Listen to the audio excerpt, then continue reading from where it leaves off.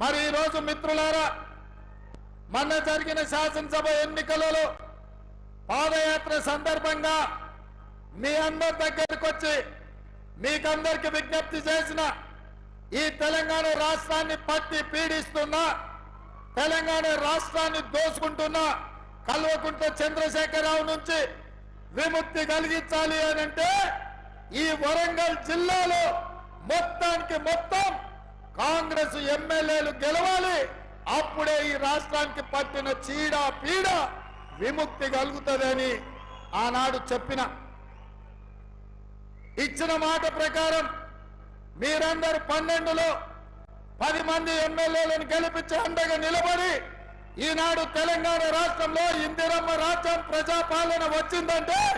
ఈ వరంగల్ గడ్డ అండగా నిలబడ్డందుకే ఇవాళ ప్రజారాజ్యం ఏర్పడ్డదని మీ అందరికీ నేను సవినయంగా చెప్పదలుచుకున్నా.